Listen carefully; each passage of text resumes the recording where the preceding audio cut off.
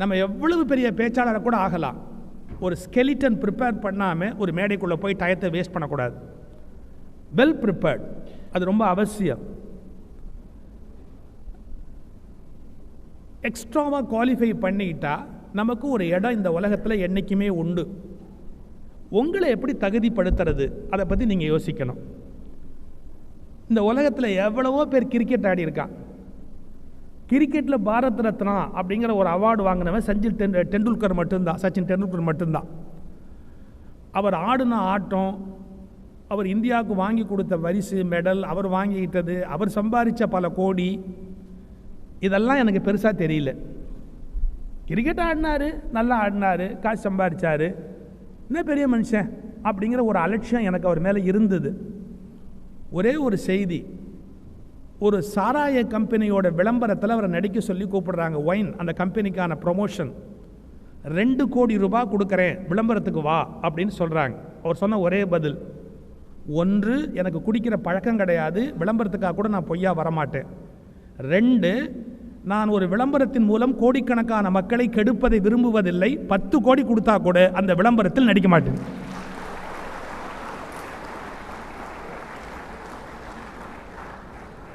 அவருக்கு 2 பாரத் ரத்னா கொடுக்கலாம், தப்பு கிடையாது. ஏன்னா அவருடைய குவாலிட்டி, நீ திறமைசாலியாக மட்டும் இருந்தால் போராது, ஒரு இன்ஹரண்ட் குவாலிட்டி ஒன்று இருக்கணும், ஒரு தரம் இருக்கணும் லைஃப்பில். தரக்கேடாக கோடிக்கணக்காக சம்பாதிச்சு பிரயோஜனம் கிடையாது. நீ ஒரு தரமுடைய மனிதனாக இருக்கணும். அதுக்கு சச்சின் டெண்டுல்கர் ஒரு அடையாளம்.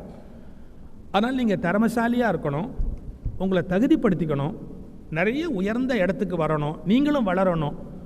எனக்கு தெரியும், முதல் தலைமுறையாக இங்கே படிக்க வந்தவங்க எவ்வளோ பேர் படிக்க வந்திருப்பீங்க குடும்பத்துலேருந்து. உங்களை நம்பி உங்கள் குடும்பம் காத்திருக்கும். நீங்கள் வேலைக்கு போய் சம்பாரித்து வீடு வாங்கணும், கார் வாங்கணும், நிறைய கனவுகளோட பெற்றவங்க காத்துக்கிட்டு இருப்பாங்க.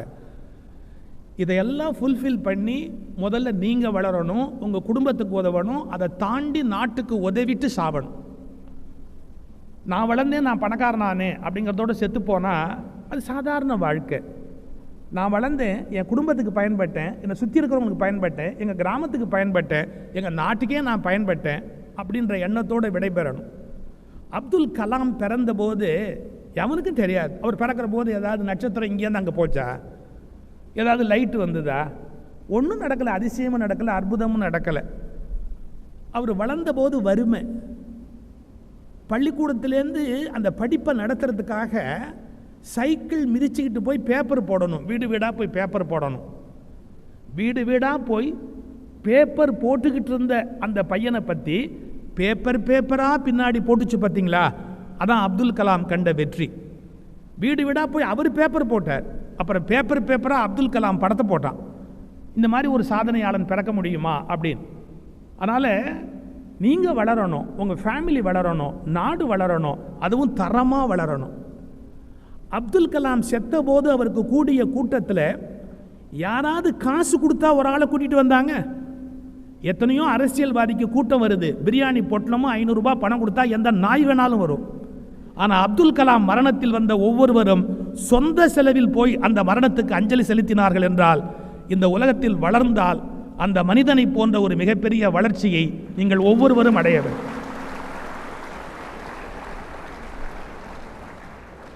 ஏன்னா அவருக்கு கண்ணீர் விட்டவன் எல்லாம் சொந்த காசில் போய் கண்ணீர் விட்டான். யோசிச்சு பாருங்க, எவ்வளோ பெரிய மரியாதையை அவர் இந்த உலகத்தில் கமாண்ட் பண்ணார். அது ஒரு அடையாளம்.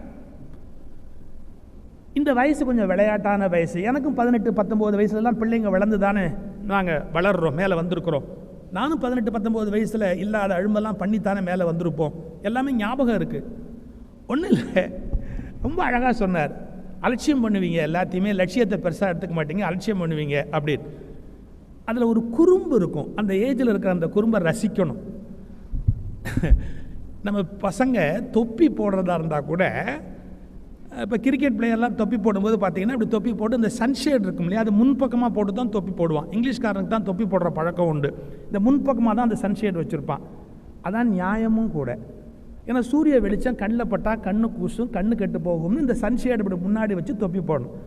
நம்ம பசங்க எப்படி தொப்பி போடுவான்? பின்பக்கம். அவனுக்கு மட்டும் கண்ணு ஸ்பெஷலாக பின்னாடி இருக்கோ என்னமோ தெரியல, அந்த பின்பக்கமாக ஒரு தொப்பி போடுவான். இதை எதுக்கு போடுறோம், ஏன் போடுறோம் அப்படின்லாம் தெரியாது. ஆனால் எவனும் பண்ணுறதை நம்ம பண்ணக்கூடாது, நாம் கொஞ்சம் வித்தியாசமாக பண்ணணும். அதுக்கு சன்ஷேடை பின்னாடி வச்சு போடுவான்.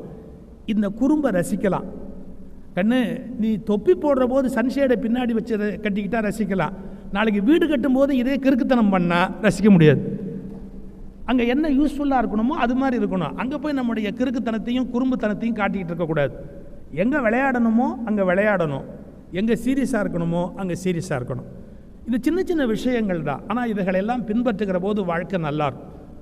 ஆனால் அந்த 15லேருந்து ஒரு 20-21 வயசுக்குள்ளே உங்களுக்கு இருக்கிற சென்ஸ் ஆஃப் ஹியூமர், ஒரு சுறுசுறுப்பு, எல்லாத்தையும் ஜாலியாக எடுத்துக்கிற ஒரு ஆட்டிடியூட், அது ரொம்ப கொண்டாட வேண்டிய விஷயம். நான் ஒரு நண்பர் வீட்டுக்கு போயிருந்தேன். அவர் மகனை கூப்பிட்டு, டே சார் வந்திருக்கிறாரு, போய் சாருக்கு வீட்டில் அம்மாட்ட கேட்டு பால் கொண்டு வந்து கொடு, அவர் காஃபி சாப்பிட மாட்டார், பால் வாங்கிட்டு வந்து கொடு அப்படின்னு. அவன் கடுப்பாயிட்டான். அவன் எங்கேயோ போகிற ஐடியாவில் போகிறான். இந்த அப்பாக்களுக்கு நேரங்காலம் தெரியாது, எப்போ பசங்களை வேலை வாங்கலாம் எப்போ வாங்கக்கூடாதுங்கிற நேரங்காலம் தெரியாது. போய் உள்ளே போய் வாங்கிட்டு வார். அவன் கடுப்பாக உள்ளே போகிறான். உள்ளே போய் அவங்க அம்மாவை சத்தம் போட்டு அங்கேருந்து கொண்டு வந்து அந்த எரிச்சலோடு அந்த பாலை வந்து அந்த டேபிளில் வச்சா பாருங்க, டங்குன்னு வச்சான். அவனுக்கு அவ்வளோ கோபம், அப்படி டங்குன்னு வச்சான். அந்த பால் அப்படி மேலே சுற்றி அப்படி 2 சுற்று சுற்றுச்சு. நான் அந்த பையனை சமாதானம் பண்ணுறதுக்காக கேட்டேன், டே தம்பி பால் ஆடுதுடா, பால் ஆடுது அப்படின்னு. டக்குன்னு சொன்னான், பால் ஆடுது இல்லை மாடுது.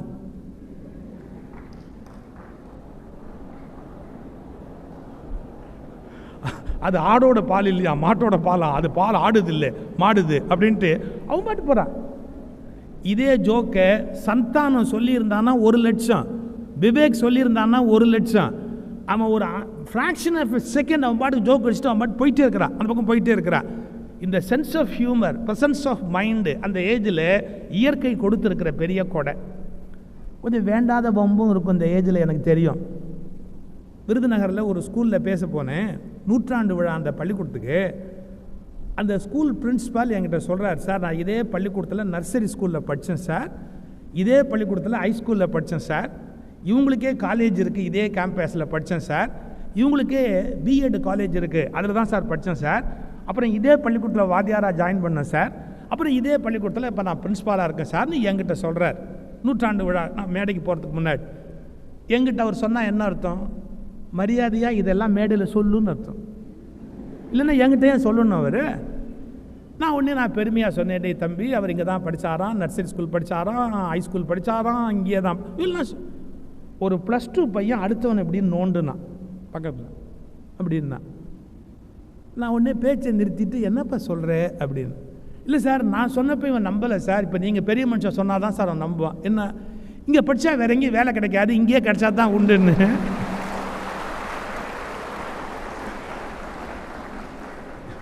நான் அந்த அர்த்தத்திலையா சொன்னேன்?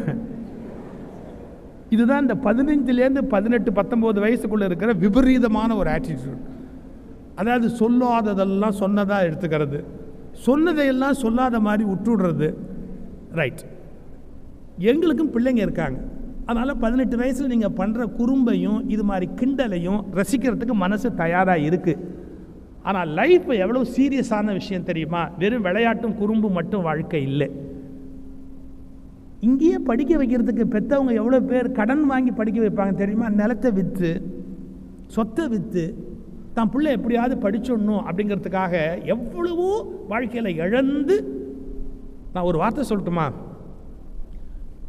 அமெரிக்காவிலையும் மற்ற நாடுகளுக்கும் நீங்கள் போய் பார்த்தா அங்கே அப்பா அம்மா 15 வயசு ஆகிட்டா பசங்களோட எந்த உறவுமே கிடையாது, அடித்து திரட்டிடுறான் வெளியில். நீ போ, நீ படிச்சுக்கோ, நீ எப்படியோ முன்னுக்கு வா, 15 வயசு ஆகி போச்சு, நீ வீட்டை விட்டு வெளியே போ அப்படிங்கிறான். 15 வயசான பசங்க அப்பா அம்மாவோட கூட இருக்க முடியாது. வீட்டை விட்டு, ஆணாக இருந்தாலும் பொண்ணாக இருந்தாலும் வீட்டை விட்டு வெளியே போய் எங்கேயோ தங்கி பார்ட் டைம் வேலை பார்த்து, பப்பில் வேலை பார்த்து, என்னத்தையோ பண்ணி கஷ்டப்பட்டு சம்பாரிச்சாதான் டிகிரி படிக்க முடியும். இந்தியாவில் நீங்கள் உலகமெங்கும் தேடினாலும் இது போன்ற பெற்றோர்களை வேறு எந்த நாட்டிலும் நீங்கள் பார்க்க முடியாது.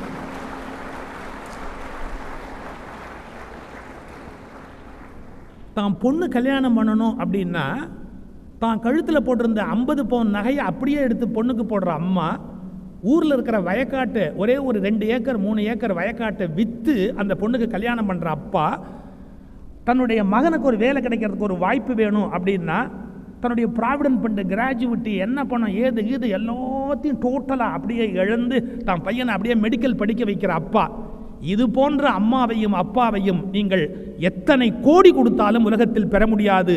இந்த ஒரு உணர்வு நம்ம மனதில் வைத்துக் கொள்ள வேண்டிய மிகப்பெரிய மரியாதை. ஏன்னா மரியாதை கொடுக்கிற போது தான் மரியாதையுடைய சமூகம் உருவாக முடியும். நம்மளை விட பெரியவங்க, அவங்க தியாகம், அதையெல்லாம் நம்ம முதல்ல மதிக்கிறதுக்கு பழகணும். இப்போ அடுத்தது நான் எல்லா ரேஞ்சிலையும் கொஞ்சம் கொஞ்சம் சொல்லணும். ஏன்னா இந்த ட்ரைனிங் ப்ரோக்ராம் உங்களுக்கு வந்து ஒரு பர்பஸோடு நடத்துகிறாங்க, ஒரு பிரிட்ஜ் கோர்ஸாக நடத்துகிறாங்க. நீங்கள் படிப்புக்கு தயாராகணும், இந்த சேஞ்சுக்கு தயாராகணும், ஸ்கூல் லைஃப்லேருந்து காலேஜ் லைஃப் அப்படிங்கிற சேஞ்சுக்கு தயாராகணும். ஸ்கூல் ஃபஸ்ட்டு வாங்கினவங்க, ஏன் மாநிலத்தில் முதலிடம், மாவட்டத்தில் முதலிடம்னு போட்டவங்கெல்லாம் கூட இன்ஜினியரிங் காலேஜில் வந்து ஃபஸ்ட்டு செமஸ்டரில் ஃபெயில் ஆனது எனக்கு தெரியும். அதாவது மாவட்டத்தில் முதலிடம், மாநிலத்தில் 2ஆம் இடம், இப்படியெல்லாம் சொன்னவங்க ஃபஸ்ட்டு செமஸ்டரில் ஃபெயில் ஆனது எனக்கு தெரியும். ஏன்? ஸ்கூல் எஜுகேஷனுடைய படிப்பு முறையே வேறு, கல்லூரியினுடைய படிப்பு முறையே வேறு. அங்கே நீங்கள் படின்னு உங்களை பாஸ் பண்ண வைக்கிறதுக்காக அந்த பள்ளிக்கூடத்தில் என்ன ரேங்க் வாங்கணும், அது வாங்கணுங்கிற அந்த ஒரு வெறி காரணமாக ஒரு மாதிரியாக அந்த கொஸ்டின் ஆன்சர் அப்படியே ப்ரிப்பேர் பண்ணி ஒரு மாதிரி மோல்டு பண்ணி வெளியே தள்ளிடுவாங்க. அந்த எஜுகேஷனல் சிஸ்டம் காலேஜுக்கு வந்தால் பயன்படாது. இங்கே பாடம் நடத்துவாங்க, நீங்கள் திங்க் பண்ணணும், நீங்கள் யோசிக்கணும், கொஸ்டின் வெவ்வேறு டைப்பில் வரும். நீங்களாக விருப்பப்பட்டு மேலே வரணும்னு வந்தால் தான் வர முடியுமே ஒழிய உங்களை பிடிச்சி தூக்கி விடுறதுக்கு ஒரு பள்ளிக்கூடத்து வாத்தியார் மாதிரியான அமைப்பெல்லாம் கல்லூரிக்குள்ளே இருக்க முடியாது. ஸோ இந்த சேஞ்ச் ஆன உடனேயே பல பேருக்கு படிக்க முடியாமல் போயிடும், மார்க் வாங்க முடியாமல் போயிடும். அந்த தண்ணிக்குள்ளே விழுந்தால் எப்படி மூச்சு திணறுமோ அது மாதிரி திணறும். ஸோ இந்த சேஞ்சுக்கு உங்களை தயார் பண்ணுறதுக்கான ஒரு வாரம் ஒரு பிரிட்ஜ் கோர்ஸ் வச்சு தான் இந்த சேஞ்சை முதல்ல அக்செப்ட் பண்ணுங்கள். எந்த சேஞ்சையும் மைண்டு முதல்ல அக்செப்ட் பண்ணாது, ஆனால் நீ அக்செப்ட் பண்ணிக்கோ முதல்ல, அதுக்கான ஒரு தயாரிப்பு இருக்கட்டும் அப்படின்னு தான் இந்த பிளானே பண்ணியிருக்காங்க. நான் முதல்ல ஒரு கேள்வி கேட்குறேன். பிஇ படிக்கணும், இந்த காலேஜில் தான் படிக்கணும், இந்த பிரான்ச்சு தான் படிக்கணும் அப்படி டிசைட் பண்ணி வந்தவங்க சில பேர் இருப்பாங்க. நான் பிஇ தான் படிக்கணும், இந்த காலேஜில் தான் படிக்கணும், இந்த கோர்ஸ் தான் எடுக்கணும் அப்படின்னு டெசிஷன் மேக்கிங் அப்படிங்கிறத தானே எடுத்து படிக்க வந்த மாணவர்கள் அப்படின்னு சில பேர் இருப்பாங்க. வேறு சில பேர் கேட்டால் எங்கள் அப்பா படிக்க சொன்னார், எனக்கு கூட அவ்வளோ இஷ்டம் இல்லை, எங்கள் பெரியப்பன் தான் இந்த வேலையை பண்ணி விட்டான். சும்மா இல்லாமல் அன்றைக்கி வந்து எங்கள் அப்பா பார்த்து பெரியப்பன் சொன்னான், இன்ஜினியரிங் படித்தா அந்த இதில் சவுதியில் எங்கேயோ வேலை கிடைக்குமா சொல்லியிருக்கான், அதனால தான் நான் போய் அனாவசியமாக மாட்டிக்கிட்டேன், எல்லாம் எங்கள் பெரியப்பா பண்ண வேலை அப்படின்னு எந்தாப்பில் இல்லாத பெரியப்பாவை சபிக்கிறவன் எவ்வளோ பேர் இருப்பான். ஏதோ இன்னொருத்தர் சொன்னது அப்படிங்கிறதுக்காக அந்த முடிவெடுத்து இங்கே வந்து நான் வேறு வழி இல்லாமல் படிக்கிறேன், அம்மா சொன்னாங்க, பெரியம்மா சொன்னாங்க, சித்தி சொன்னாங்க, ஏதோ ஒரு ரீசன் இருக்கும். ஃபஸ்ட் நான் அதை கேட்டு அசிங்கப்படுத்த விரும்பலை. உங்களை நீங்களாகவே இந்த முடிவெடுத்தவங்க யாருங்க கை தூக்குங்கோ, மற்றவங்க அதெல்லாம் நான் கேட்க விரும்பலை, அப்படி நான் விளையாட விரும்பலை. நீங்கள் மனசுக்குள்ளே யோசிச்சுக்கோங்க, இது உங்கள் முடிவா இல்லை உங்களுக்கு திணிக்கப்பட்ட முடிவா? நீங்கள் எடுத்த முடிவா அல்லது திணிக்கப்பட்ட முடிவா? ஒன்று சொல்லட்டுமா? எடுத்த முடிவு என்று நினைக்கிற மாணவர்கள் சுலபமாக படித்து முன்னேறுவார்கள். திணிக்கப்பட்ட முடிவு என்று கருதுகிறவர்கள் இதை முடிக்கிற வரை திணறிக்கொண்டே இருப்பார்கள். இப்போ நீங்கள் ஒரு ஃபர்ம் டெசிஷனுக்கு வரணும். அது திணிக்கப்பட்ட முடிவாகவே இருந்தாலும் இந்த நிமிடத்தில் எடுத்த முடிவாக நீங்கள் மாற்றிக்கொண்டால்தான் எஞ்சிய காலத்தில் படித்து வெற்றி பெற்று ஒரு சிறந்த மனிதராக வெளியில் போக முடியும். அது திணிக்கப்பட்ட முடிவாக இருந்தாலும் அது எடுக்கப்பட்ட முடிவாக மாற்றிக்கொள்ளப்பட வேணும். என்ன வித்தியாசம்? இப்போ நான் உலகம் முழுக்க சுற்றுறேன், பல நாடு பறந்துருக்கிறேன். நான் கொஞ்சம் வெயிட் கொஞ்சம் கூடுன ஆள் உடல் அமைப்பில். நல்ல வேளை இன்னும் ஃபாரின் ஏர்லைன்ஸ்லாம் ஆள் வெயிட்டுக்கு தகுந்த மாதிரி டிக்கெட் போடுறதில்லை. நீங்கள் லக்கேஜ் தான் வெயிட்டு கூட்டிட்டா பெனால்ட்டி போடுவான், 30 கிலோ அளவுடு, அதுக்கு மேலே 30 கிலோ போச்சுன்னா இவ்வளோ பணம் கட்டணும். பேசஞ்சரை நிறுத்து பார்த்து நீ வெயிட்டு கூட, அதனால டிக்கெட்டு கூட பணம் கட்டுங்கிற கொடுமை இன்னும் உலகத்தில் வரல. வந்திருந்தால் நான் கொஞ்சம் கூட கட்ட வேண்டியிருந்திருக்கோம். கொடுங்க. இது எதுக்கு சொல்கிறேன்னா, கொஞ்சம் பல்கியாக இருந்தால் கூட நான் சௌரியமாக ட்ராவல் பண்ணுறேன், உலகம் முழுக்க போகிறேன், சந்தோஷமாக இருக்கிறேன். என்னுடைய வெயிட்டில் சில சிரமம் உண்டு, இருந்தால் கூட நான் சந்தோஷமாக இருக்கிறேன். ஏன்? அது என் wait, I am quite happy. இதை மனசில் வச்சுக்கோங்க. என் வெயிட்டு, நான் சுமந்துக்கிட்டு வெளிநாடு போகிறேன், சந்தோஷமாக போயிட்டு வரேன். இப்போ தள்ளி வச்சுருங்க. அடுத்த உதாரணம் சொல்ல போகிறேன். எவனும் ஒருத்தர் செத்து போயிட்டான். இப்போ ஏன் அந்த உதாரணத்தில் என்ன சொல்லலேன்னு தெரியுதா? முதல் உதாரணம் வெளிநாடு போகிற உதாரணம் என்ன சொன்னேன். இப்போ செத்து போயிட்டவன் உதாரணம் அதில் என்ன வச்சுக்க மாட்டேன். எவனோ ஒருத்தர் செத்து போயிட்டான், அவனை 4 பேர் தூக்கிட்டு போனோம். அப்போ அவன் வெயிட்டை ஒருத்தன் தூக்குறவன் சொன்னான், என்னடா இது பொணங்கனம் கணக்குதுன்னா. டே அது பொணந்தான்டா, இது எப்படி நான் தூக்கிட்டு ஊர் ஊராக சுற்றினான்னு தெரில, இந்த கணக்குது அப்படின்னா ஒரு வினாடி யோசிச்சுக்கோங்க. என் வெயிட்டை நான் தூக்கிக்கிட்டு எங்கே போனாலும் சிரமம் இருந்தால் கூட ஒரு சந்தோஷம் இருக்குது. ஆனால் என் வெயிட் இல்லை, எவன் வெயிட்டையும் 4 பேர் தூக்கும்போது இன்னொருத்தனுடைய வெயிட்டு அப்படின்னா தூக்கிறதுக்கு மனசு வரல. இப்போ நான் சொன்ன முதல் விஷயத்துக்கு வாங்க. என் வெயிட்டை நான் தூக்கிறது, நான் எடுத்த முடிவை நான் பின்பற்றுவது. அடுத்தவன் வெயிட்டை தூக்கிறது பிணம் தூக்குகிற வேலை, திணித்த முடிவுகளை சுமந்து கொண்டு போவது. பிணம் தூக்குகிறவன் சந்தோஷத்தோடு தூக்க முடியாது, திணிக்கப்பட்ட முடிவுகளை சுமந்து கொண்டு போகிறவர்கள் சந்தோஷத்தோடு படிக்க முடியாது. அப்போ நீங்கள் ஒரு ஃபர்ம் டெசிஷனுக்கு வரணும். It is my decision. இப்போ நான் எடுத்தாச்சு, அது யாரோ கொடுத்துருக்கலாம், சஜஷன் யார்ட்டேருந்தோ வந்திருக்கலாம், இம்ப்ளிமெண்டேஷன் யார் மூலமோ நடந்திருக்கலாம். That is not a problem. இப்போ இந்த நிமிஷத்துலேருந்து தட் இஸ் மை டெசிஷன் அப்படிங்கிற ஒரு ஸ்மூத் சேஞ்ச் உங்கள் மனசுக்குள்ளே வந்துட்டா படிக்கிறது கஷ்டமாக இருக்காது. நான் இது இன்னும் பாசிட்டிவான உதாரணத்தை சொல்லட்டுமா? நான் சென்னையில் ஒரு வீட்டில் குடியிருந்தேன். அப்படின்னா மேலே 3 பெட்ரூம் வீட்டில், கீழே ஹால், டைனிங் ஹால், கிச்சன், இவ்வளோதான் இருக்கும். மாடியில் 3 பெட்ரூம். என்னுடைய சின்ன பொண்ணுக்கு அவள் வயசு ஒரு 7 வயசு. நான் கீழே உட்காந்து யாரோ ஒருத்தரோட பேசிக்கிட்டே இருந்தவனுக்கு கண்ணாடி மறந்து போய் மேலே வச்சுட்டு வந்தேன். என்ன பொண்ணை கூப்பிட்டேன், கண்ணுங்க வாடா, கண்ணுங்க வா. பொம்பளை பிள்ளைய டா போட்டு அப்பா கூப்பிடுற போது வர சந்தோஷம் உலகத்தில் வேறு எப்போவுமே வராது. கண்ணுங்க வாடா, அப்பா கண்ணாடி மேலே இருக்குதுப்பா, போய் எடுத்துகிட்டு வாடா கண்ணு அப்படின்னு. டக்குன்னு என் சின்ன பொண்ணு ஒரு வாட் சொன்னான், போப்பா. 17 படி ஏறி கண்ணாடியை கொண்டு வாங்குற, ஏதோ கண்ணாடி 55 கிலோ வெயிட் இருக்கிற மாதிரி 17 படி அதை ஏறுற கஷ்டத்தை அப்படியே சொல்கிறா. நான் திட்டமாட்டேன், பிள்ளைகளை வீட்டில் திட்டமாட்டேன். ஏன்னா நான் வீட்டில் இருக்கிற நாளே ரொம்ப கம்மி. அன்றைக்கி திட்டினா அது என்ன நினைக்கும், இந்த நாசமாக போகிறவனுக்கு இன்றைக்கி ஒரு மீட்டிங் இருக்கக்கூடாதா, போய் தொலையக்கூடாதா, அது நினைக்கும். ஏன் வம்பு, நான் ஒன்றும் சொல்லலை, விட்டுட்டேன். பக்கத்து வீட்டுக்கு போனான், அவள் ஃப்ரெண்டு 7 வயசில் இன்னொருத்தி, அவளை கூட்டிகிட்டு வந்தா. கீச்சு முச்சு சிட்டுக்குருவி மாதிரி கட்டிக்கிட்டு ரெட்டு அப்படியே படியேறி மேலே போய் திருப்பி வெளியில் நம்ம திரும்பி மடியில் மாடி போய் ஏறி விளையாடு போதுங்க வருதுங்க.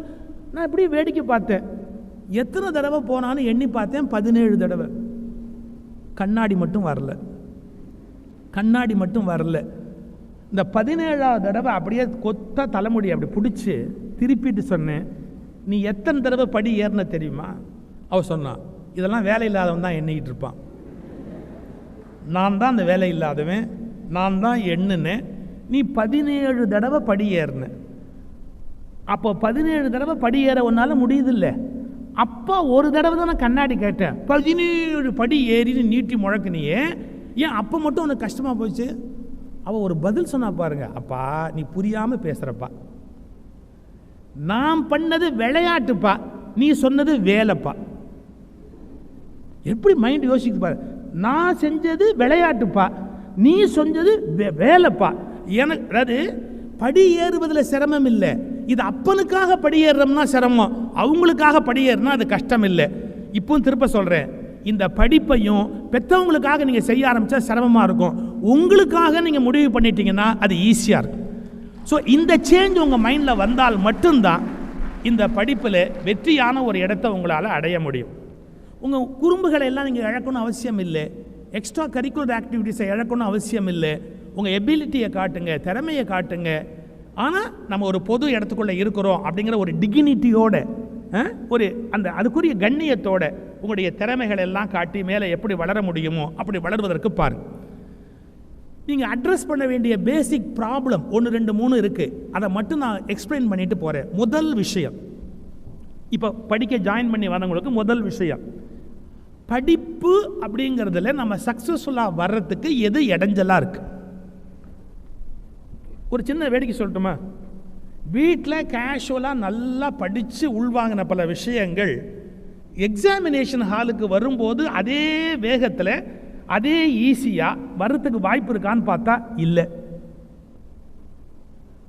இப்போ எங்களை மாதிரி பேச்சாளர்களுக்கு ஒரு சின்ன சிரமம் உண்டு. நாங்கள் மென்டலாக ப்ரிப்பேர் பண்ணுவோம், என்ன பேசலாம் அப்படின்னு வரிசையாக ஒரு 10-15 பாயிண்ட் மைண்டில் அடுக்கிக்குவோம்.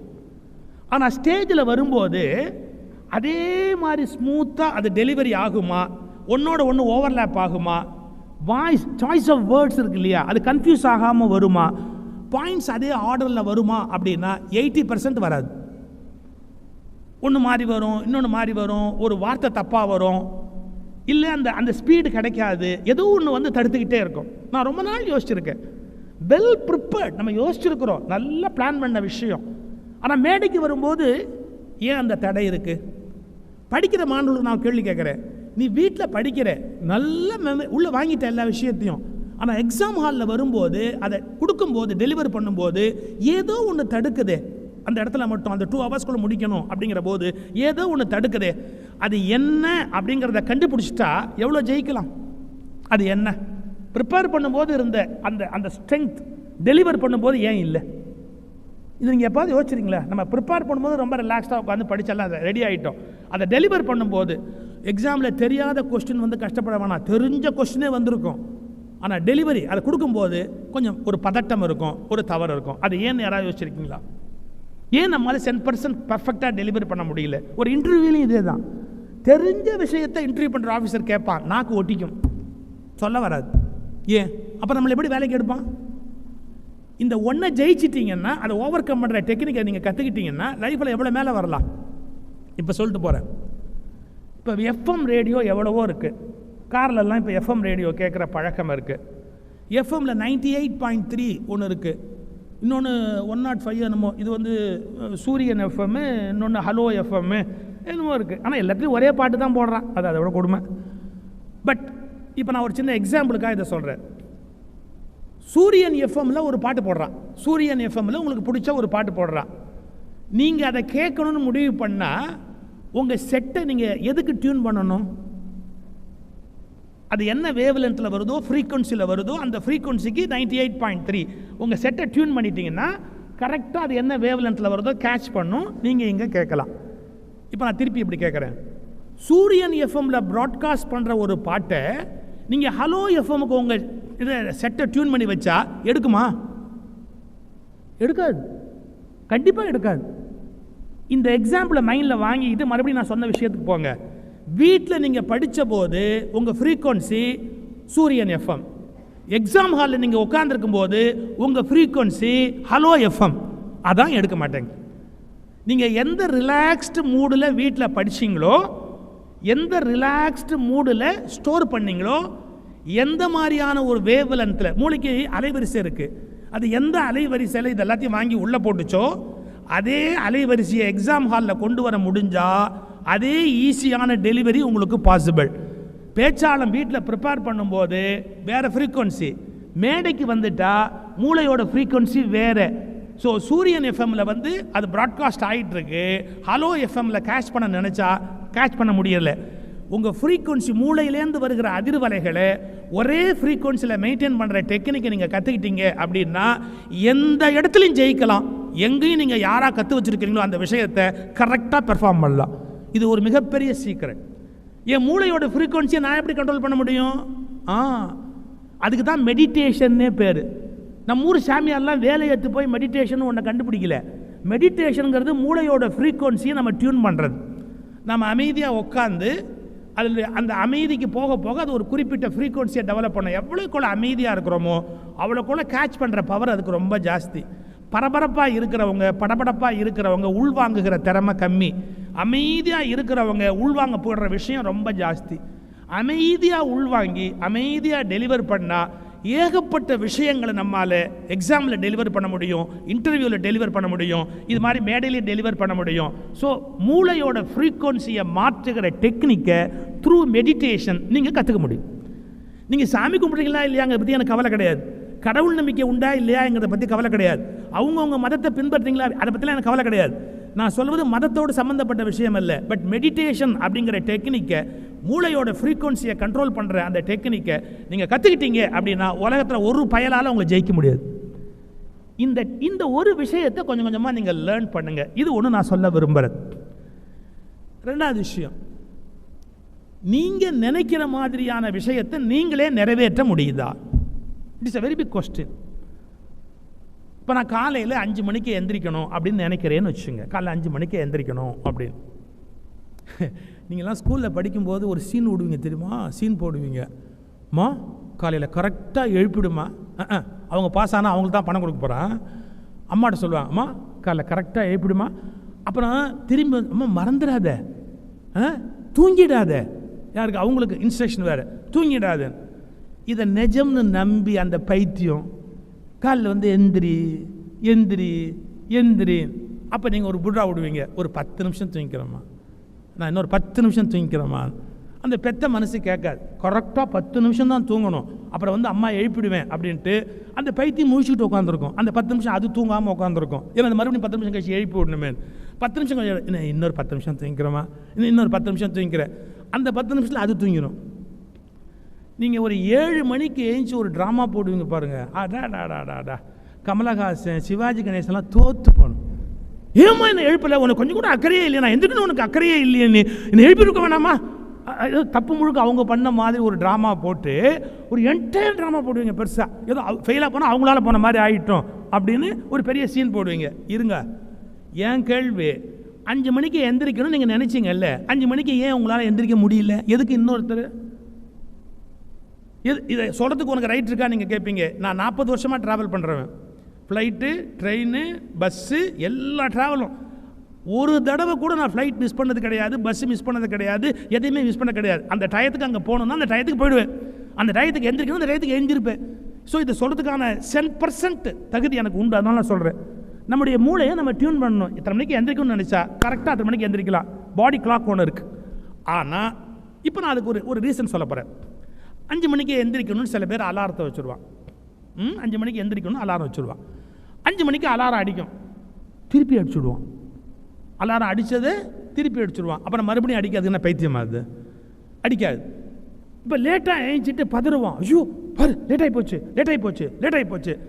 இது வாழ்நாள் முழுக்க பல பேர் பண்ணுற காமெடி. நான் ஒரே ஒரு கேள்வி கேட்குறேன், அலாரம் 5 மணிக்கு எந்திரிக்கணும்னு செட் பண்ண ஆள் யார்? வேறு யாரோவா? அது செட் பண்ணது யார்? நானே தான். சரி, 5 மணிக்கு அலாரம் அடித்த போது திருப்பி அடித்தது யார்? நானே தான். என்னங்க அது? அலாரம் செட் பண்ணது நான் தான், அலாரத்தை திருப்பி அடித்தது நான் தான் அப்படின்னா. இதை ஒரு பாலிடெக்னிக்கில் பேசும்போது நான் கேட்டேன், தம்பி, நான் ரொம்ப ஃபிலசாஃபிக்கலாக பொய்டிக்கலாக கேட்டேன், அலாரம் வைத்த நானா, அலாரத்தை திருப்பி அடித்த நானா? இந்த கொஸ்டின் வந்து கொஞ்சம் பொய்டிக்காக இருக்கட்டும். செட் பண்ண நானா, திருப்பி அடித்த நானா? பையன் சொன்னான், நான் அவன் இல்லை.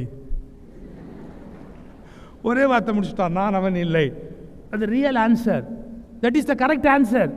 என்ன தெரியுமா? செட் பண்ண நான் வேறு, திருப்பி அடித்த நான் வேறு. அந்த பர்சனாலிட்டி, அந்த ப்ராப்ளத்தை மட்டும் நீங்கள் புரிஞ்சுக்கணும். செட் பண்ண மைண்டுக்கு என்ன பேர், திருப்பி அடித்த அலாரத்தை திருப்பி அடித்த மைண்டுக்கு என்ன பேர்? That is a very big difference. ரெண்டுக்கும் உள்ளே இருக்குது. Very simple. நீங்கள் சைக்காலஜியில் கொஞ்சம் கேள்விப்பட்டிருப்பீங்க, படிச்சிருப்பீங்க. Conscious mind, subconscious mind. உங்களுக்கு வெளிப்புறமாக இப்போ நீங்கள் முழிச்சிட்டு கேட்குறீங்களே, முழிச்சிட்டு கேட்குறீங்கன்னு நம்புகிறேன். நீங்கள் முழிச்சிட்டு கேட்குறீங்கல்ல, அந்த கேட்குற போது உங்களுடைய மூளைக்கு என்ன பேர்னா கான்ஷியஸ் மைண்ட். அது ஏன்னா இப்போ விழிப்பு நிலையில் இருக்கிறோம், தூக்கத்தில் இல்லை, விழிப்பு நிலையில் இருக்கிறோம். This is called conscious mind. இந்த கண்ணை அப்படி மூடின உடனே உள்ள ஒரு இண்டஸ்ட்ரி ஸ்டார்ட் ஆகி ஓட ஆரம்பிக்கும், அது பாட்டுக்கு பவர்ஃபுல்லாக. அது என்ன? Subconscious mind. நல்லா யோசிச்சுக்கோங்க. நீங்கள் விழிப்பில் இருக்கிற போது உங்களுடைய கான்ஷியஸ் மைண்டு வேலை செய்யும். நீங்கள் தூங்க ஆரம்பித்த கணத்துலேருந்து சப்கான்ஷியஸ் மைண்டு வேலை செய்யும். இப்போ இன்னொரு ஆச்சரியம் சொல்லட்டுமா? கான்ஷியஸ் மைண்டோட ஸ்ட்ரென்த்து, சப்கான்ஷியஸ் மைண்டோட ஸ்ட்ரென்த்து ரெண்டையும் நீங்கள் மெஷர் பண்ணி பார்த்தா 1:9. கான்ஷியஸ் மைண்ட் தான் வீக்கு. நீங்கள் கான்ஷியஸ் மைண்டில் இருக்கிற எந்த டெசிஷனையும் ஓவர் த்ரோ பண்ணக்கூடிய ஸ்ட்ரென்த் எதுக்கு உண்டுன்னா சப்கான்ஷியஸ் மைண்டுக்கு உண்டு. ஏன் தெரியுமா? சப்கான்ஷியஸ் மைண்டு என்னைக்கு உண்டாச்சு? எப்போ உண்டாச்சு? இன்னைக்கு நேற்றுக்கு இல்லை. நீங்கள் தாயாருடைய கர்ப்பத்தில் இருந்த காலத்திலேருந்து தாயார் மனசில் ஓடின எண்ணங்கள், ஜெனட்டிக்கலி கேரிடு ஐடியாஸ், நீங்கள் வெளியில் குழந்தையாக இருக்கும்போது உங்களுக்கு நினைவே தெரியாமல் பல பேர் சொல்லி சொல்லி சொல்லி சொல்லி உள்ளே போன விஷயம், 3 வயசு 2 வயசில் கேதர் பண்ணது, அது எதுவுமே இப்போ ஞாபகத்தில் இருக்காது. ஆனால் பயங்கரமான ஞாபகத்தில் சப்கான்ஷியஸ் மைண்டில் போய் உட்காந்துக்கும். கான்ஷியஸ் மைண்டோட ரூலிங்கை விட சப்கான்ஷியஸ் மைண்டோட ரூல் இருக்கு பாருங்க, 9 times ஸ்ட்ராங்கர். 9 மடங்கு அது வலிமையானது, ப்ரொபோர்ஷனேட்டா. அதனால தான் காலம்பரை எந்திரிக்கணுங்கிற முடிவு கான்ஷியஸ் மைண்டோடது, தூங்கி நாசமோ போகணுங்கிற முடிவு சப்கான்ஷியஸ் மைண்டோடது. சப்கான்ஷியஸ் மைண்ட் தான் உங்களை ரூல் பண்ணுமே ஒழிய கான்ஷியஸ் மைண்ட் உங்களை ரூல் பண்ணாது. இந்த சின்ன விஷயத்தை நீங்கள் புரிஞ்சுக்கிட்டு, எவனோ என்ன கெடுக்கலை. இன்னைக்கு ஒரு வார்த்தை சொல்லிட்டு போகிறேன், என்னை வீணாக்குகிற எதிரி ஒருபோதும் வெளி உலகத்திலிருந்து வருவதில்லை. என்னை வீணாக்குகிற சக்தி என்னிடத்தில் இருப்பது போல் வேறு யாரிடத்திலும் இல்லை. என்னை வீணாக்குகிற என்னுடைய சக்தியை நான் மாற்றி அமைத்து விட்டால் என்னை ஜெயிப்பவனும் இந்த உலகத்தில் இல்லை அப்படிங்கிற டெக்னிக்கை நீங்கள் படிக்க பழகணும். சப்கான்ஷியஸ் மைண்டு நம்ம மைண்டு அதுதான் இப்படி நெகட்டிவான ஐடியாஸை உள்ள வச்சிருக்கு. அதுலேருந்து வெளியே வரணும்னா அந்த கான்ஷியஸ் மைண்டை ஸ்ட்ரெங்தன் பண்ணிக்கிட்டே போகணும். இது ஆச்சரியமான விஷயம். சின்ன டெக்னிக் தான். Through meditation you put suggestions. உங்களுக்குள்ள நீங்கள் சஜஷன் உள்ளே போட்டிங்கன்னா அந்த சப்கான்ஷியஸ் மைண்டு மெதுவும் அப்படியே உள்ளே அடங்கிடும். கான்ஷியஸ் மைண்டு பவர்ஃபுல் ஆகிட்டே வரும். இதெல்லாம் விவேகானந்தர் எப்படி ஜெயிச்சாரு? சும்மா ஒரு காவி கட்டிட்டு கையை கட்டிட்டு ஜெயிச்சுட்டு வந்துட்டாரா? ஏன் சார் அமெரிக்காவில் இருக்கிறவன்லாம் சாதாரண ஆளா? அவங்க கிட்ட போய் இந்தியாவின் வெறுமை வேதாந்த தத்துவத்தை பேசி அவ்வளவு அமெரிக்கனு பைத்தியக்கார மாதிரி பின்னாடி ஓடி வர ஆரம்பித்தான். இது எப்படி நடந்தது? ஓஷோ. நீங்கள் விவேகானந்தராவது ரொம்ப ரிலீஜியஸு வேறு மாதிரியான ஒரு டைப் ஆஃப் சாமியார். Osho very modern, very powerful thinker. அவ்வளோ மெடிடேஷன் எவ்வளோ பெரிய வெற்றியை உலகத்தில் அடையிறாங்க அவங்கெல்லாம். ஸோ நீங்கள் உலகியலுக்கு அதை பயன்படுத்துங்க. உங்கள் மனதை அமைதிப்படுத்துகிற மெடிடேஷனை ப்ராக்டிஸ் பண்ணிங்கன்னா சப்கான்ஷியஸ் மைண்டை கான்ஷியஸ் மைண்டால் ஜெயிக்கிற டெக்னிக்கை கற்றுக்கலாம். நான் அட்ரஸ் பண்ண 2 ப்ராப்ளமும் வெரி சீரியஸ் ப்ராப்ளம். இதை நீங்கள் மட்டும் கற்றுக்கிட்டீங்க, உங்கள் வெற்றியை யாராலும் அசைக்க முடியாது. நீங்கள் அவ்வளோ பெரிய இடத்துக்கு போக முடியும். இது ஒரு டெக்னிக்காக சொல்லிக் கொடுத்தேன். இப்போ சாதாரண சின்ன சின்ன விஷயத்துக்கு வர, நீங்கள் ஸ்கூலில் தமிழ் மீடியம் படிச்சிருப்பீங்க, இங்கிலீஷ் மீடியத்துக்கு வர்றீங்க. காலேஜுக்கு வரும்போது பெரிய ப்ராப்ளம் என்ன? வாத்தியார் இங்கிலீஷில் பேசுவார், கிளாஸ் இங்கிலீஷில் நடத்துவாங்க. அங்கே இங்கிலீஷ் மீடியத்தில் படிச்சிருந்தா கூட கொஞ்சம் தமிழில் சொல்லி கொடுத்துட்டு சொல்லுவாங்க. இங்கெல்லாம் ஸ்ட்ரைட்டாக இங்கிலீஷ்லேயே சொல்லுவாங்க. பட் நான் ஆசிரியர்களுக்கே ஒன்று சொல்கிறது உண்டு, முதல்ல கூச்சநாச்சம் இல்லாமல் தமிழில் சொல்லி கொடுத்துருங்க, அப்புறமா இங்கிலீஷ் சொல்லி கொடுத்துருங்க. புரியணும் இல்லை, புரியாமையே போய் என்ன பிரயோஜனம் இருக்குது? தப்பு இல்லை, சொல்லி கொடுத்துடலாம். சப்ஜெக்ட் சொல்லி கொடுத்துட்டு அப்புறமா இங்கிலீஷில் கூட சொல்லலாம். எக்ஸாம் எழுதுறதுக்கு தகுந்த மாதிரி நம்ம டியூன் பண்ணலாம். ஒன்றும் தப்பு கிடையாது, ஒன்றும் குடிமொழிக்கு போக போகிறது இல்லை. பட் அதுக்கு எத்தனை ஆசிரியர்கள் தயாராக இருப்பாங்கன்னு எனக்கு தெரியல. நீங்கள் முதல்ல புரிஞ்சுக்கங்க. நம்ம தமிழ் மீடியத்தில் படிச்சிருப்போம். நான் தமிழ் மீடியம் ஸ்டூடெண்ட். விவேகானந்தா காலேஜில் எக்கனாமிக்ஸ் பிஏ படிக்கிறதுக்காக போகிறேன். பெரிய ப்ராப்ளம் என்ன? வாத்தியார் இங்கிலீஷில் பேசுகிறார், ஒரே பயமாக இருக்குது. 6 மாதம் கழிச்சு தான் அவரே தப்பாக பேசுகிறாருன்னு தெரிஞ்சுது. நம்ம ஊரில் எல்லாரும் இங்கிலீஷுமே பஞ்சரான இங்கிலீஷ் தெரியுமா உங்களுக்கு? 80% இங்கிலீஷு பல பேர் தப்பாக தான் பேசுகிறான். பெரிய பெரிய ஆளும் நேரு தப்பாக பேசியிருக்காருங்க இங்கிலீஷு. மகாத்மா காந்தி தப்பாக எழுதியிருக்கிறாருங்க. My intention is not to damage Mahatma Gandhi, but it has been done by his own people. நான் ஏன் பண்ணணும் அதை? Why should I do that? Mahatma Gandhi தப்பான இங்கிலீஷ் எழுதியிருக்காரு. எத்தனை பேருக்கு தெரியும்? Gandhi wrote a letter to Srinivas Sastri. Srinivas Sastri இங்கிலீஷில் எம்ஏ, ரைட் ஆனரபிள் சீனிவாஸ் சாஸ்திரின்னு பேர், பார்ன் வித் சில்வர் ஸ்பூன். அவன் அப்பேற்பட்ட ஆள் சீனிவாஸ் சாஸ்திரி. சீனிவாஸ் சாஸ்திரி காந்தி ஒரு லெட்டர் போட்டார்.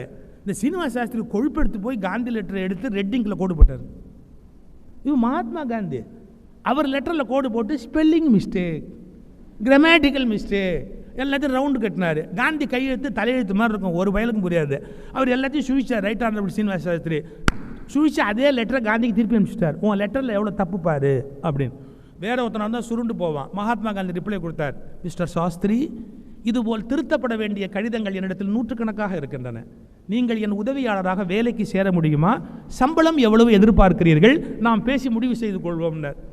இன்னைக்கு சொல்லட்டுமா? மகாத்மா காந்தி இங்கிலீஷ் சரியாக எழுதலைங்கிறது தப்பு கிடையாது. இந்தியாவின் தலைவனாக வருவதற்குரிய தகுதி இங்கிலீஷ் பேசுவதல்ல, இந்தியாவை நேசிப்பது. இந்தியாவை நேசிப்பது தான் இந்தியாவின் தலைவனுக்குரிய தகுதியை ஒழிய இங்கிலீஷ் அழகாக பேசுவது இந்தியாவின் தலைமைக்கான சரியான தகுதி அல்ல. எனவே மொழியாற்றல் என்பது வேறு, தேசப்பற்று என்பது வேறு. இப்போ நீங்கள் மொழியை என்ன பண்ணணும்? மொழி ஒரு கருவி, இட்ஸ் வெரி ஒண்டர்ஃபுல் இன்ஸ்ட்ருமெண்ட். மொழி நீங்கள் லாங்குவேஜை ஸ்ட்ரெங்தன் பண்ணணும். ஆனால் இங்கிலீஷ் நம்ம தப்பாக பேசிடுவோமோங்கிற பயத்தில் தயங்கி தயங்கி தயங்கி பேசாமல் இருந்துட்டா பின்னாடி வராது. அந்த இன்ஃபீரியாரிட்டி காம்ப்ளெக்ஸை உடைக்கணும். நீங்கள் பேசணும், நல்ல இங்கிலீஷ் தெரிஞ்சவங்ககிட்ட போய் பேசணும். அதான் ரொம்ப இம்பார்ட்டன்ட். நல்ல இங்கிலீஷ் தெரிஞ்சவங்ககிட்ட, பிழையை திருத்தக்கூடிய வல்லமை உடையவங்ககிட்ட, நல்ல நாலேஜ், அந்த ப்ரொனவுன்சியேஷன், கிராமட்டிக்கல் மிஸ்டேக்கை கரெக்ட் பண்ணக்கூடிய ஒரு கனிவு, ஒரு அன்பு, இது உள்ளவங்களோட அதை போய் ஷேர் பண்ணணும். அவர் அழகாக சொன்னார், சாப்பாடு ஆப்பாடுன்னா தப்பு பண்ணுறவங்களை வெறுக்கக்கூடாது, அதை திருத்தி சொல்லிக் கொடுக்கக்கூடிய ஒரு ஆட்டிடியூடு, ஒரு அன்பு இருக்கணும். அந்த மாதிரி ஆள்கிட்ட போய் நம்ம தைரியமாக அதை பேசணும். நம்ம பிழையாக பேசினா கூட பேசி அவங்க திருத்தி கற்றுக்கிட்டு வரணும். நம்ம தப்பாக பேசிடுவோமோ, தப்பாக பேசணும் பயத்தில் பேசாமல் இருந்துட்டா. ஒரு தடவை அமெரிக்காவிலேருந்து ஒருத்தர் இந்தியன் ஃபிலாசபி பற்றி ஒரு ரிசர்ச் பண்ணுறதுக்காக வந்தார். எனக்கு அவரோட பேச டைம் இல்லை. நான் திருவண்ணாமலைக்கு போயிட்டு இருந்தேன். நான் கேட்டேன், உங்களுக்கு ஆட்சேபனை இல்லைன்னா என் கூட காரில் வாங்க, திருவண்ணாமலைக்கு போகலாம், நம்ம போகும்போது ஒரு 4.5 மணி நேரம் ஆகும், பேசிட்டு போகலாம் அப்படின்னு. அவர் சொன்னார், ஓகே சார் போகலான்ட்டு. காரில் பின் சீட்டில் நான் உட்காந்து, பக்கத்தில் அவர் உட்காந்தாரு. நாங்கள் போகும்போது என்ன ஆயிடுச்சு, ஹைவேஸில் போயிட்டே இருக்கும்போது ஒரு ஆட்டுக்குட்டி குறுக்க வந்துடுச்சு. இந்த அமெரிக்கன் வந்து ஒரு மரியாதை நிமித்தமாக கொஞ்சம் சீட்டில் முன்னாடி உட்காந்தான். நான் சட்டவட்டமாக பின்னாடி சாஞ்சு உட்காந்துட்டேன். அவன் கொஞ்சம் இப்படி உட்காந்துருந்தான் ஒரு மாதிரி. ஆட்டுக்குட்டி வந்தோடனே என் டிரைவர் பிரேக் போட்டான், சடனாக ஒரு பிரேக் போட்டான். இந்த அமெரிக்கன் முன்னாடி வந்து மூக்கு இடிச்சிடுச்சு, வேகமாக அப்படி வந்து இடிச்சிருச்சு.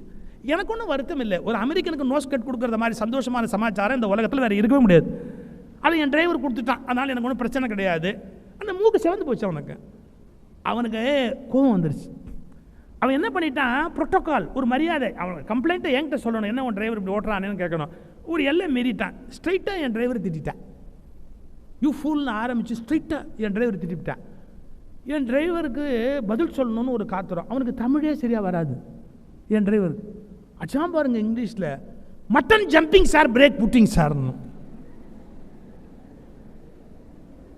அவனுக்கு ஆடுன்னா மட்டன், மட்டன்னா ஆடு, அவனுக்கு அது வேற ஒன்றும் யோசிக்க முடியாது. Mutton jumping sir, bread pudding சார்னா. அந்த அமெரிக்கன் அப்போ ஆஃப் ஆனவன் திருவண்ணாமலை வரைக்கும் பேசவே கிடையாது. நான் உடனே பேக்கெட்டில் கையை விட்டு ஒரு 500 ரூபா பணத்தை எடுத்து என் டிரைவர் கொடுத்தேன். இந்தா. அவங்க கேட்டான், என்ன சார் திடீர்னு ஒரு 500 ரூபா பணம் கொடுக்குறீங்கன்னு. வேறு இந்த பாழா போனவனுக்கெல்லாம் பில் சொல்ல வேண்டிய வேலை எனக்கு இல்லாமல் நீயே சால்வ் பண்ண பற்றியா? அதெல்லாம் விட பெரிய விஷயம் என்ன, ஒரு அமெரிக்காக்காரன்ட்டே இங்கிலீஷில் பேசலான்னு முடிவு எடுத்து நீ பேசின பார்த்தியா, அதுக்கு தான் இந்த 500 ரூபா.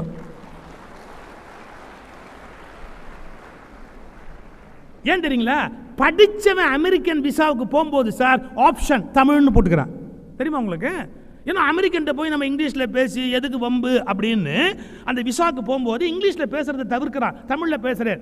என் டிரைவருடைய கான்ஃபிடென்ஸை பாராட்டினேன். படித்தவன் விசாவுக்கு போகும்போது இங்கிலீஷ் பேச பயப்படுறான். நாங்களே இமிக்ரேஷன் போகும்போது அவன் வழவழான்னு என்னமோ ஒன்று கேட்பான், அது ஒரு அளவும் புரிய மாட்டேங்குது. பட் என்னமோ ஒன்று நம்ம தைரியமாக அவன் ஆக்சென்ட்டில் நம்ம இங்கிலீஷ் பேச முடியுமா? ஒரு அமெரிக்கனுடைய ஆக்சென்ட் நமக்கு வருமா? வராது. நான் கேட்குறேன், நான் பேசுகிற மாதிரி தமிழ் ஒரு அமெரிக்கனால பேச வருமா? ஒரு மொழி வந்து நம்ம அவனுக்கு எதிர்பார்த்த மாதிரியே வரலங்கிறது குற்றம் இல்லை, அது இயல்பு. பிழை இல்லாமல் பேசணும், ஒரு கம்யூனிகேட் பண்ண தெரியணும், நம்ம என்ன நினைக்கிறோமோ அதை சொல்லக்கூடிய ஒரு தைரியம் இருக்கணும். ஸோ முதல் இம்பார்ட்டன்ட் அந்த ஸ்கில்ஸ் டெவலப் பண்ணுற ரொம்ப இம்பார்ட்டன்ட்னா கான்ஃபிடென்ஸ். நீ என்ன நினைக்கிறியோ அதை சொல்லு, தைரியமாக சொல். அவன் என்ன நினைப்பானோ இவன் என்ன நினைப்பானோ அது மாதிரிலாம் அவமானப்படாது. சொல்ல நினைக்கிறத தைரியமாக சொல். இது மொழி பற்றி நான் சொல்ல விரும்புகிறது. நமக்கு ஆங்கிலம் சரியாக வராதோ அப்படிங்கிற, ஏன் வராது? முயற்சி பண்ணுங்க, ஹிந்து பேப்பர் படிங்க, இங்கிலீஷ் நியூஸ் கேளுங்க. நீங்கள் எப்படி இங்கிலீஷை டெவலப் பண்ண முடியும்னு நினைக்கிறீங்க? நீங்கள் இங்கிலீஷ் படம் பார்க்குறதால டெவலப் பண்ண முடியாது. I am very sorry. English படம் பார்த்தா வேற எதையோ ஒன்றா டெவலப் பண்ணலாம். ஆனால் இங்கிலீஷ் படம் பார்த்தா உங்களுக்கு லாங்குவேஜ் டெவலப் பண்ண முடியும்னு சொல்ல முடியாது. நீங்கள் என்ன பண்ணணும்? அதுக்கு இங்கிலீஷ் பேப்பர்ஸ் படிக்கணும், இந்தியன் எக்ஸ்பிரஸ், ஹிந்து அதெல்லாம் படிக்கணும். அதை விட முக்கியம் என்ன தெரியுமா? இங்கிலீஷ் நியூஸ் கேட்கணும். ஏன்னா ஆக்சன்ட்டோட, அந்த ப்ரொனவுன்சியேஷனோட, கிராமட்டிக்கல் மிஸ்டேக். நான் டிவியில் இருக்கிற கொடுமை ஒன்று சொல்லட்டுமா? ஒரு முனை முடியாத சென்டென்ஸோட டிவியில் இப்போ வர எந்த ப்ரோக்ராம்லையும் ஒரு சொற்றொடர்னு பேர் தமிழில் சென்டென்ஸு அது கிடையவே கிடையாது, எக்ஸப்ட் நியூஸ். நீங்கள் பேசுகிற எல்லாருமே கடிச்சு கடிச்சு கொதறி கொதறி கொதறி தான் பேசுகிறான் எல்லா டிவியிலையுமே. நீங்கள் சென்டென்ஸ் முறைமுறையாக வார்த்தை அப்படியே வருதுன்னா அது நியூஸ் தவிர வேறு எதுலேயுமே வருதில்லை. ஸோ நீங்கள் பொறுமையாக பார்க்கணும் அவங்க எப்படி யூஸ் பண்ணுறாங்க. சோபனா ரவின்னு நியூஸ் ரீடர் பொதிகள் இருந்தாங்க. அவங்க எவ்வளவு அக்யூரசி அப்படின்னு கேட்டால், அவங்க வந்து தமிழ் நியூஸ் ரீடர் சோபனா ரவி, அவங்க வந்து ஒரு ரஷ்யனுடைய பேரை உச்சரிக்க வேண்டி வந்ததுன்னா, ஒரு ரஷ்யன் அம்பாசடர் வந்திருக்கிறாரு, ஒரு ரஷ்யன் மினிஸ்டர் வந்திருக்கிறாரு அப்படின்னா அதை உச்சரிக்கணும் அப்படின்னு சொன்னால் அவங்க எவ்வளோ அக்கறை எடுத்துக்குவாங்கன்னா, ரஷ்யன் எம்பசிக்கு போய் இல்லை ஃபோன் பண்ணி கேட்டு அந்த நேமை என்ன மாதிரி உச்சரிக்கணும் அப்படிங்கிறத தெரிஞ்சு அதை கேட்டு கரெக்டாக தமிழில் நியூஸ் படிக்கும்போது அதே மாதிரி படிப்பாங்க. நீங்கள் இதெல்லாம் ஒரு பெரிய ஆர்ட். நம்ம அந்த பேரை சொல்லும்போது பிழையாக சொல்லக்கூடாது அப்படிங்கிறதுக்காக அவ்வளோ அழகாக படிப்பாங்க. ஸோ நம்மளை எக்யூப் பண்ணிக்கணும், இங்கிலீஷ் நியூஸ் கேட்கணும். ஏன்னா நியூஸில் தான் பெருவாரியாக பிழை இல்லாமல் ஒன்றை படிக்கிற சொல்லுகிற பழக்கம் இருக்குது. நீங்கள் இன்னொரு மொழியை வளர்த்துக்கணும், இது ரொம்ப அவசியம். நீங்கள் மேலே போகும்போது பல மொழி உங்களுக்கு பயனுடையதாக இருக்கும். நம்ம ஊர் சிஸ்டம் படி ஹிந்தி படிக்கிறது அலௌடு இல்லை, ஹிந்தி வந்து பாடத்தில் இல்லை. நான் வந்து எந்த அரசியல் கட்சி சார்பும் உள்ளவன் இல்லை. ஆனால் நீங்கள் எல்லாருமே விருப்பத்தில் ஹிந்தி படிச்சுக்கிட்டா கூட சம்பாதிக்கலாம். ஹிந்தி படிச்சுட்டா கொஞ்சம் வேலை கிடைக்கிறதுக்கான வாய்ப்பு கூட. ஒன்றும் பெரிய நஷ்டம் இல்லை. நம்ம இன்னொரு மொழி தெரிஞ்சுக்கிறதால ஒன்றும் பெரிய நஷ்டமாயிட போகிறதில்ல. சும்மா தமிழ் மட்டுமே படி, தமிழ் மட்டுமே படி, தமிழ் மட்டுமே படின்னு சொல்லி இந்த தமிழ்நாட்டை பல பேர் நாசமாக்கிட்டான். நீங்கள் இன்னொரு மொழி கற்றுக்கிறதால எந்த நஷ்டமும் கிடையாது, எந்த கஷ்டமும் கிடையாது. இங்கிலீஷ்லேயும் உங்களுக்கு நாலேஜ் இருக்கணும், ஹிந்திலையும் இருந்தால் பெட்டர். நீங்கள் அது மாதிரி உங்களை எக்யூப் பண்ணிக்கணும், வாய்ப்பு கிடைக்கும் போது அதையும் சேர்த்து பயன்படுத்திக்கணும். இதையும் தாண்டி நான் இப்போ சொன்ன ஒரு ப்ராப்ளம் மொழி அப்படிங்கிறது ஒன்று. இன்னொரு ப்ராப்ளம் இந்த ஏஜில் 15 வயசுலேருந்து ஒரு ப்ராப்ளம் ஸ்டார்ட் ஆகும் எல்லாருடைய மைண்ட்லேயும். அது வரைக்கும் குழந்தைத்தனமாக, அவர் ரொம்ப அழகாக சொன்னார், பள்ளிக்கூடத்தில் வெகுளித்தனமான நட்பு இருக்கும். பள்ளிக்கூடத்தில் சின்ன சின்ன விஷயத்துக்கெலாம் கோபம் வரும். அவன் என்கிட்ட பேசலேங்கிறது பெரிய விஷயமா இருக்கும். ஐயோ என்கிட்ட பேசாமல் போயிட்டான் அப்படின்னு ரொம்ப ஒரு வருத்தமாக இருக்கும். ஒரு 15 வயசு தாண்ட உடனே என்டையராக அது மாறும். அது உங்கள் தப்பு இல்லை, ஹார்மோன் ப்ராப்ளம். அது உள்ளேருந்து விதவிதமான சேட்டைகளை உண்டு பண்ணணும். அப்போ நீங்கள் நார்மலாக இருக்க முடியாது. சில விதமான விஷயங்கள் உங்களுடைய அந்த இயல்பில் மாறும். அதில் என்ன வரும் தெரியுமா, நம்ம இந்த கொஸ்டின் சொல்ல பாருங்க, ஆம் ஐ லுக்கிங் குட், ஆம் ஐ லுக்கிங் குட், இது ஒரு கேள்வி ஓடிக்கிட்டே இருக்கும். இந்த வார்த்தையை கவனிச்சிங்களா? நான் அழகாய் இருக்கிறேனான்னு நான் சொல்லலை, அழகாய் தெரிகிறேனா. there is a vast difference. அழகாய் இருப்பது வேறு, அழகாய் தெரிவது வேறு. நம்ம ஊரில் விற்கிற காஸ்மெட்டிக்ஸு எல்லாம் நீங்கள் எடுத்து பாருங்க, அழகாய் இருப்பதற்கான ஏற்பாடு அல்ல, அழகாய் காட்டிக்கொள்வதற்கான ஏற்பாடு. அழகாய் இருப்பது வேறு, அழகாய் காட்டிக்கொள்வது என்பது வேறு. மற்றவங்களுக்கு அழகாக தெரியறதுக்கான முயற்சிகள். அது டிவி விளம்பரத்தை எப்பாவது நீங்கள் கூர்ந்து கவனிச்சிருக்கீங்களா? டிவியில் வர விளம்பரங்கள் 10 விளம்பரத்தில் 6 விளம்பரம் காஸ்மெட்டிக்ஸ் விளம்பரம். 10 விளம்பரம் வந்தால் 6 விளம்பரம் இந்த முகப்பருவை எப்படி போக்குறது, அது பெரிய காவேரி பிரச்சனை, அது இல்லை பாபர் மசூதி பிரச்சனை, இதை எப்படி போக்குவது அப்படின்னு. ஐயோ கருப்பாக இருக்கிறதுனால நான் வெளியில் வரவே மாட்டேன், அப்படியே உள்ளே கதவை சாத்தி செத்தியே போறியா சார்? அவன் பிரெயின் வாஷ் பண்ணுறான், அவனுடைய மார்க்கெட், அவன் ப்ராடக்டை மார்க்கெட் பண்ணுறதுக்காக. அது ஒரு பெரிய சீரியஸ். முடி கொட்டுது, உள்ள மூளையே இல்லை, அதை பற்றி ஒரு கவலையும் இல்லை. கொட்டுற முடியை பற்றி பெரிய கவலை, மூளை உள்ள இல்லையே, அதை பற்றி கவலைப்பட வேணாமா? அதை பற்றி யாரும் கவலைப்பட மாட்டேங்கிறான். நான் பெண்களை குறை சொல்கிறேன்னு நினைக்க வேண்டாம். லேடிஸுக்கு இந்த காஸ்மெட்டிக் விளம்பரம் ரொம்ப ஜாஸ்தி. ஒரு விளம்பரம் ஒன்று வருது, ஒரு பொம்பளை பிள்ளை இப்படி மூஞ்சியை மூடிக்கும், ஒரே நாளில் சிகப்பழு. அவங்க 7 நாள் கூட வெயிட் பண்ண மாட்டாங்களாம், ஒரே நாளில் சிகப்பழகு. மண்டே டியூஸ்டே வென்ஸ்டே டட்டடைன் அப்படி திறந்து பார்க்கும். அந்த டிவியில் காட்டுறான், அந்த 5-6வது நாள் அது அப்படியே ரோஜா பூ மாதிரி இப்படி பல பல பல பல ரோஸ் கலர் தெரியுமா? ஏங்க இதெல்லாம் சாத்தியமா? இது எவ்வளோ பெரிய டுபாக்கூர் இது. 6 நாள் ஒரு க்ரீம் போட்டால் மூஞ்சி ரோஜா பூ மாதிரி மாறுமா? எவ்வளோ பெரிய அக்கறமா, எப்படி ஏமாத்துறான், ஊரை ஏமாத்துறான்.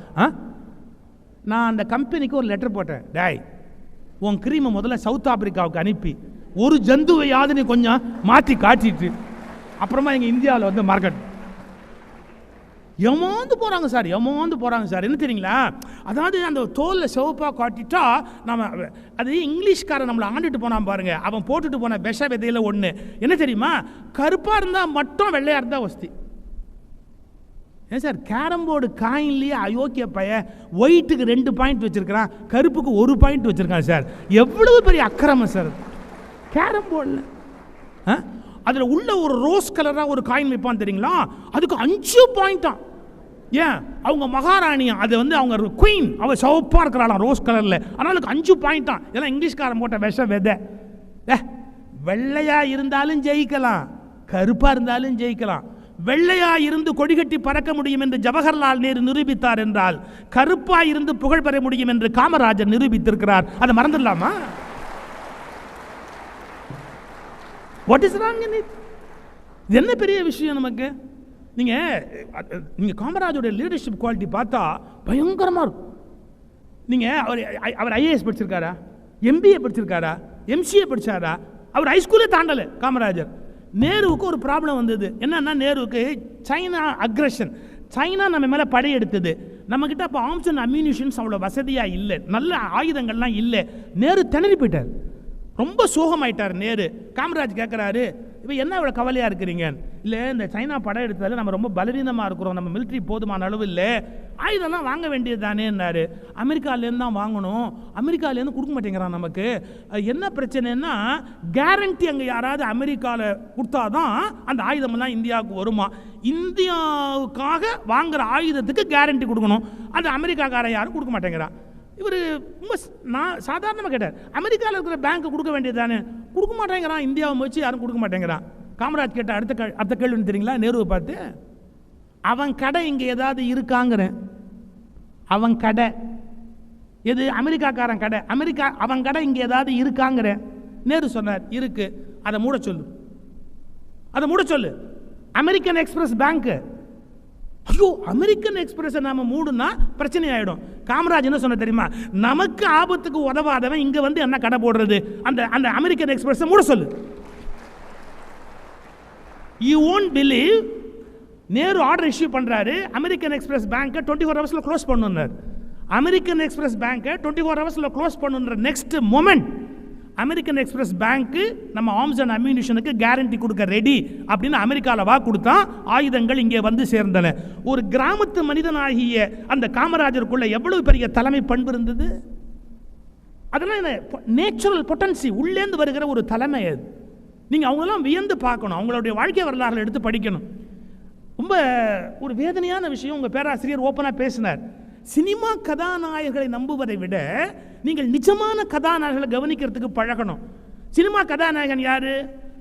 சண்டை போடுற போது டூப்பு போடுறான், லவ் பண்ற போது மட்டும் அவனே போய் சீல்ல நிற்கிறான். அடி வாங்கிறது, உதவாங்கிறது, குதிக்கிறது, இதுக்கெல்லாம் எவனோவான். கட்டி பிடிக்கிறதுக்கு மட்டும் இவன் போய் நின்றுக்குவானா? இது எவ்வளோ பெரிய பச்சை அயோக்கியத்தனா! அவன் நிஜமாவே வீரனா? அவன்லாம் பெரிய வீரனா? அவன் ஒரு தட்டுனா அந்தாண்ட போய் விழுவான். அந்த சினிமாவில் எப்படின்னா கதாநாயகன் நிற்பான், ஒத்தொத்தனா வந்து உதப்பான்.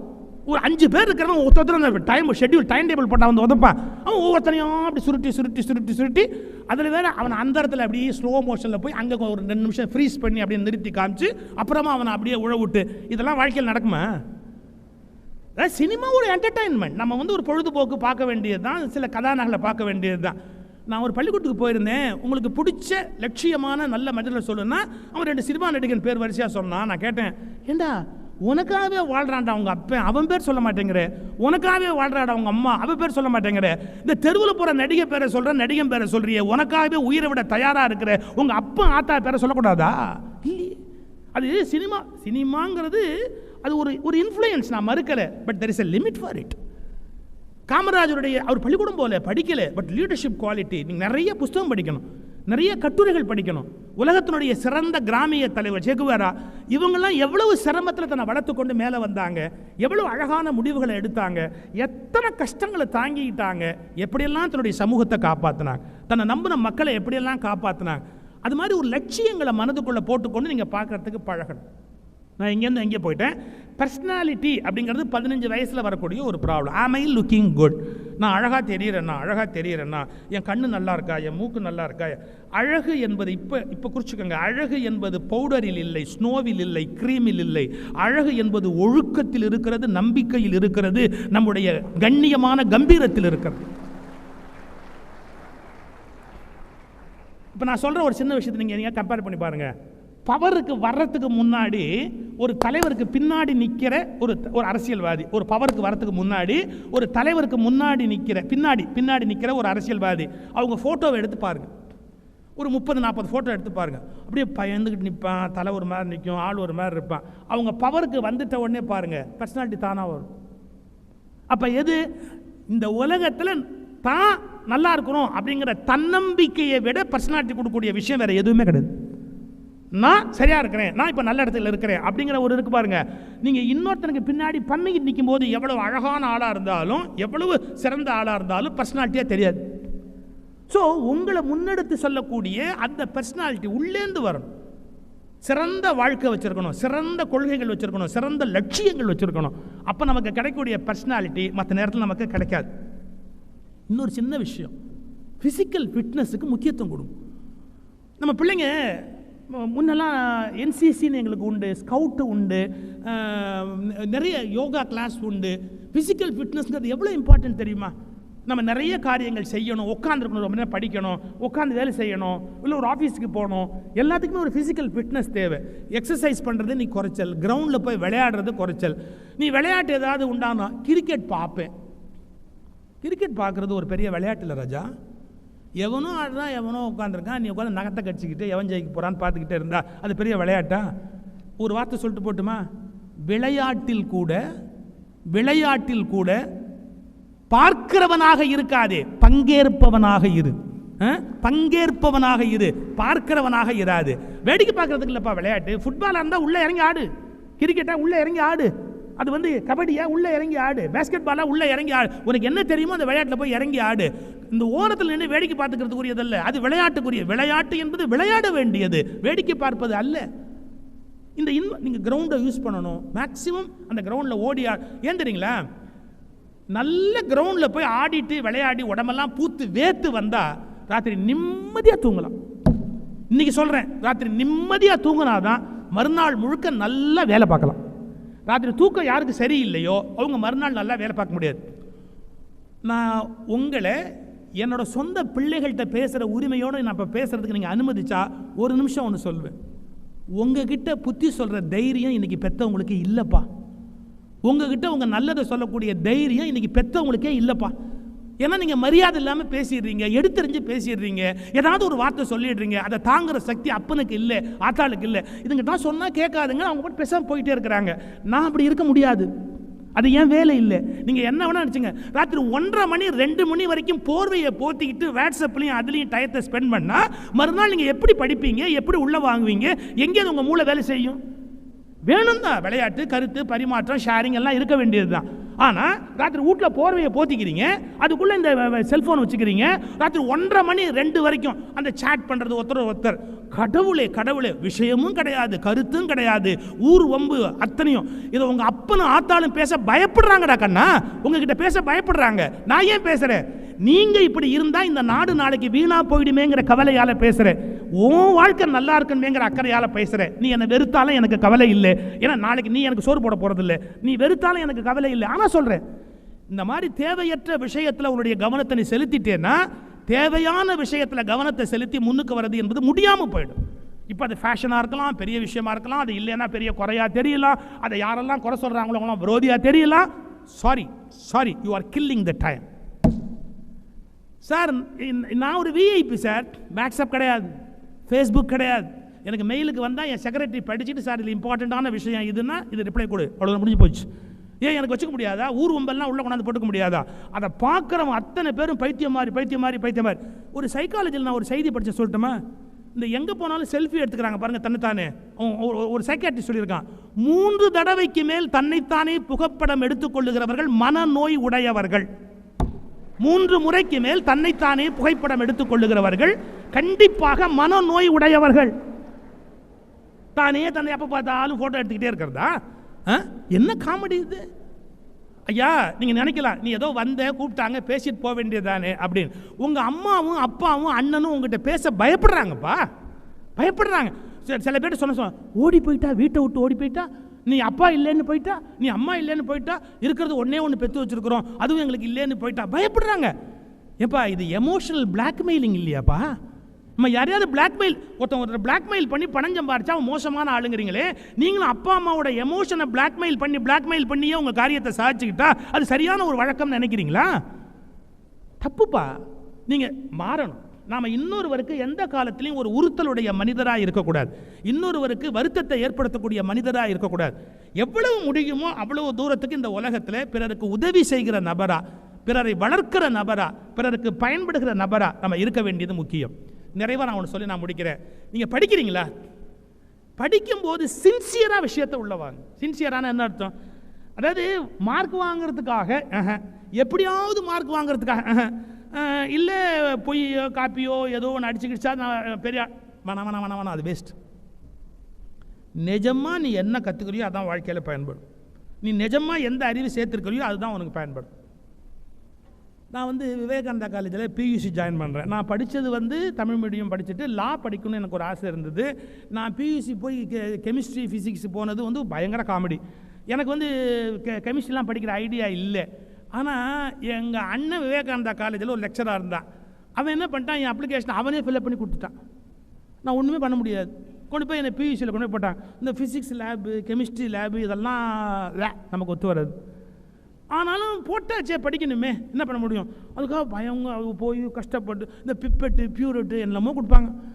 ஒன்றும் நமக்கு சரியாக வரல. அதெல்லாம் ஒரு டெஸ்ட்டில் சார் ஏதோ ஒன்று கொடுத்து அதனுடைய டென்சிட்டியை என்னமோன்னு கண்டுபிடிக்க சொன்னான்.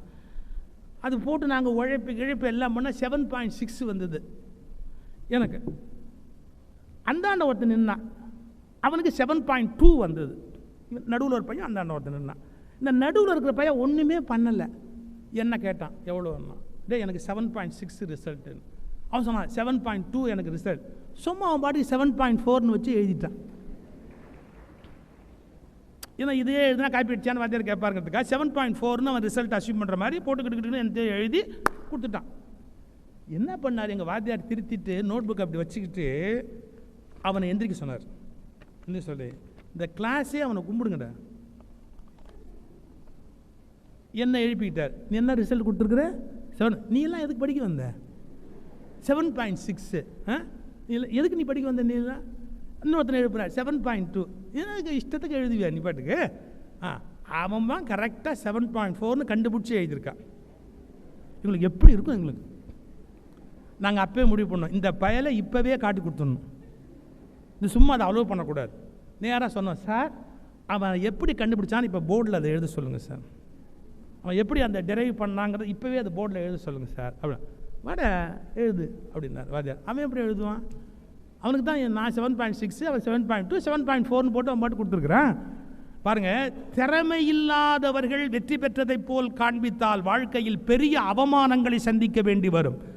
உண்மையாகவே நம்முடைய திறமை என்னவோ அந்த திறமைக்குரிய வெற்றியைத்தான் வாழ்க்கையில் சந்திக்கணும். போலியான புகழ், போலியான தகுதி, போலியான அங்கீகாரம், போலியான பட்டம், போலியான பதவி, போலியான எதையுமே நாடுகிற பழக்கத்தில் இருந்து நீ என்ன தகுதியோ அதை அடைவதற்கு போராடு.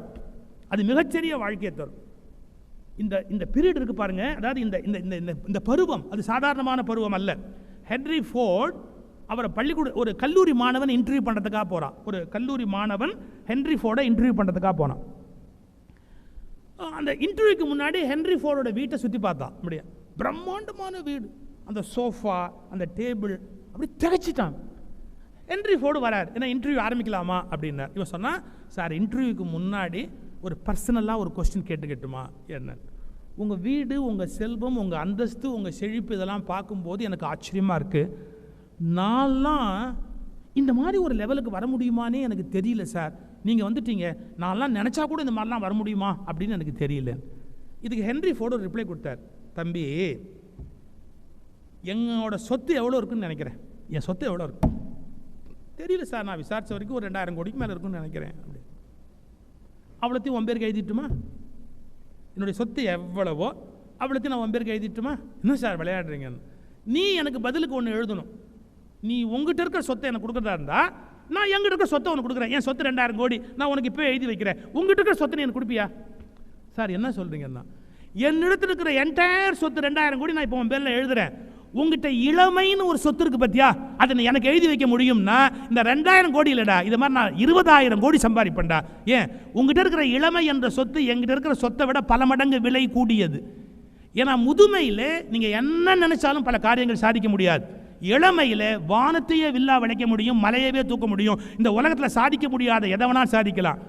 இதுவரை இந்த உலகத்தில் மக்கள் சேகரித்து வைத்த சொத்துக்கு நிகரான சொத்து 15 வயதிலிருந்து 25 வயது வரை உங்கள் கையில் இருக்கிற இளமை என்ற ஒன்றை புரிந்து கொண்டு விட்டால் நீங்கள் புதிய மனிதராகலாம், புதிய நாட்டை உருவாக்கலாம், புதிய உலகத்தையே உருவாக்கி சாதனை படைக்கலாம். நன்றி, வணக்கம்.